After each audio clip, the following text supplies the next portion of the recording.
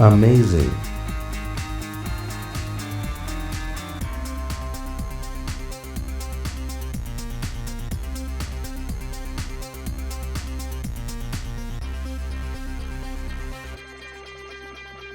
I was racing 125s at that time, and my first year in World Grand Prix, I finished third.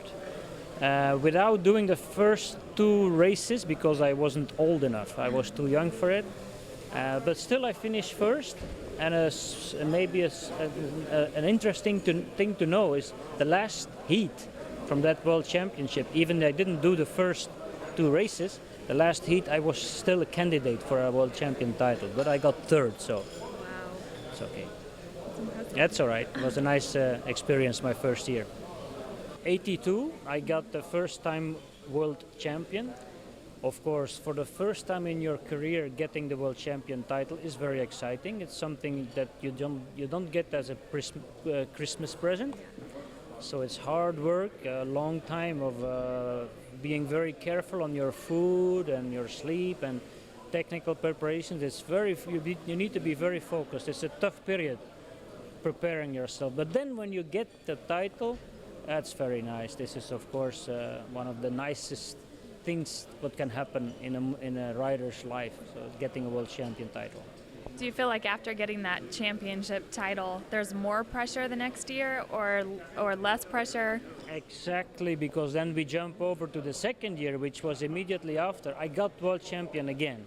But I have to say mentally this was a very, very tough.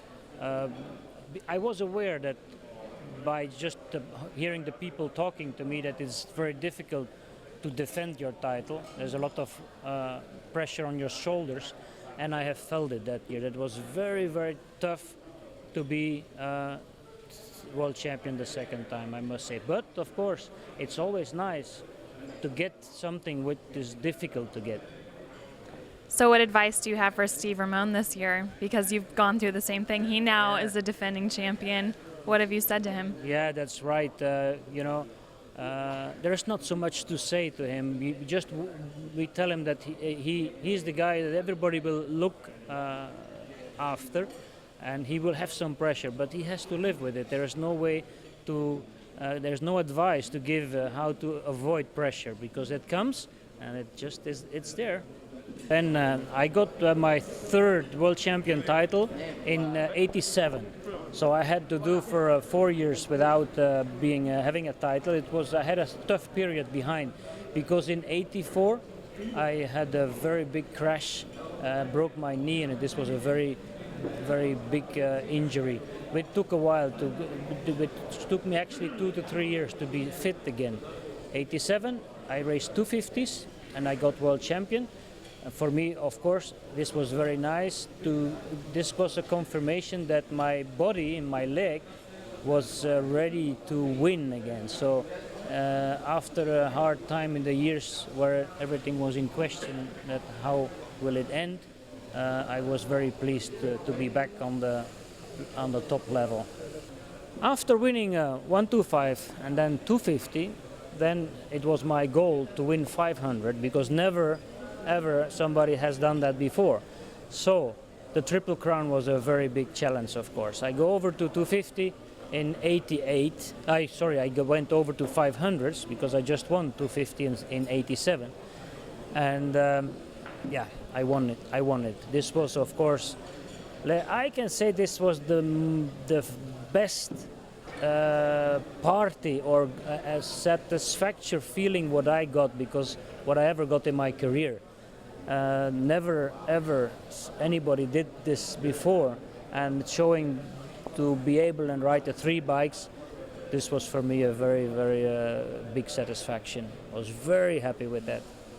That's amazing. The final GP was in which circuit? Final GP was in Namur.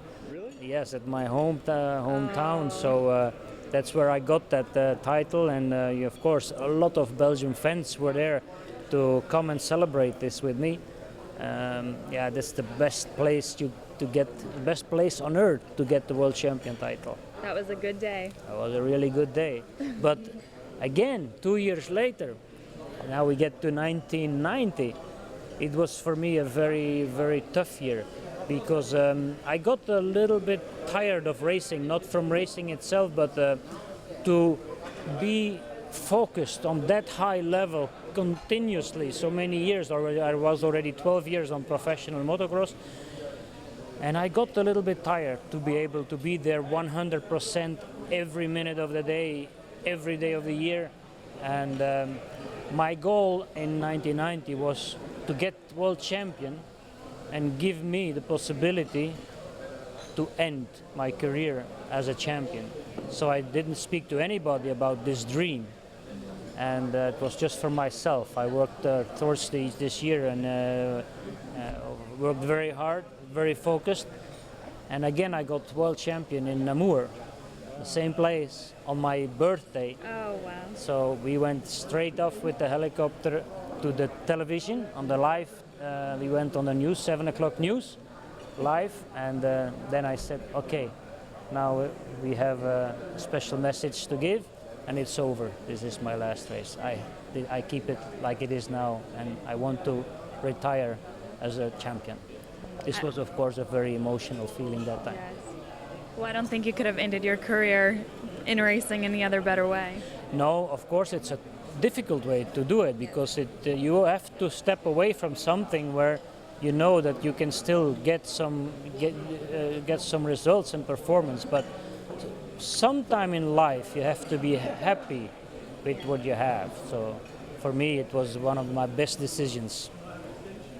You said, okay, I'm the best, and see you later. That's right. Now we're going to go on for life. Yep. That's it. That's how it happened. Steve Ramon, how have you been?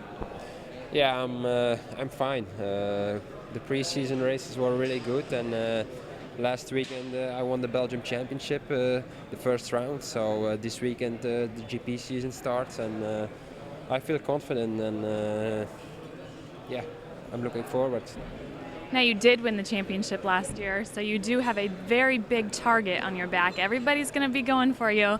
What is your strategy this year? Because it's 15 rounds, it's a long year, it's a long season. What's your strategy? And yeah, like I say, at this moment riding is going really good, so I really want to be there from the first race. So, but of course everybody is watching or looking forward to the first GP, but it's a long season and many races, so it's going to be really important to be there every GP.